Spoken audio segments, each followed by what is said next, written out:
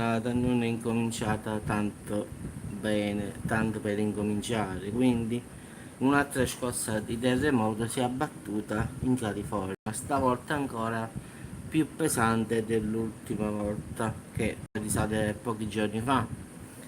Quella era di 6.4, stavolta invece è stata di 7.1.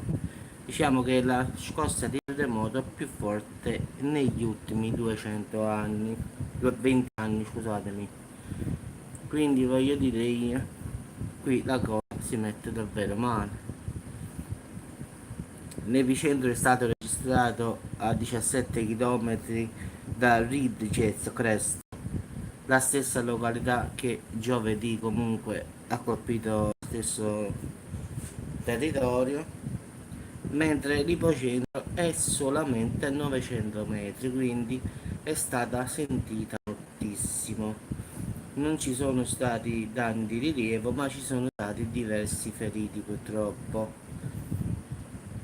Il sisma sarebbe durato più o meno una trentina di secondi ed è stato avvertito anche in Messico, quindi la situazione, ragazzi, è alquanto purtroppo tragica.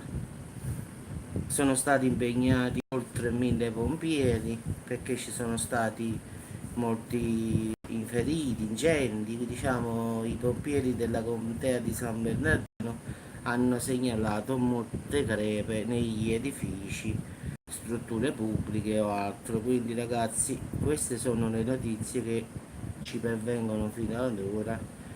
Quindi ho visto delle foto, ci sono proprio ci sono delle spaccature nella terra, diciamo, agricola.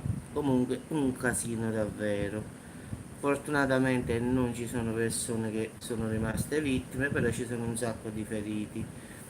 Sono crollate molte tipo box di auto, queste cose qui.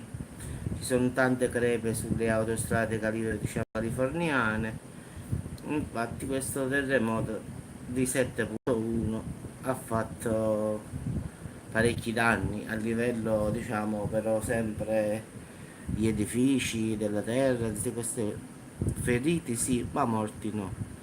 Quindi a distanza di giovedì, oggi è sabato, ragazzi, a distanza di pochi giorni, e siccome avevano già detto pure gli geologi, come ho detto pure ieri, tenevano paura di un terremoto ancora più forte, ed è così è stato. Gli esperti l'avevano detto che era molto probabile un nuovo terremoto, e così è stato. In caso di aggiornamento, ragazzi, farò un altro video. Le notizie purtroppo sono queste qua che vi ho detto, potete girare dove volete ma non troverete altre. Per il momento è questo quello che arriva dall'Italia. Sono andato a controllare anche sui siti americani, ma sono solo queste per il momento le notizie. Ripetiamo: scossa di terremoto di 7.1, che sarebbe la più forte mai registrata negli ultimi 20 anni, quindi una scossa abbastanza rilevante.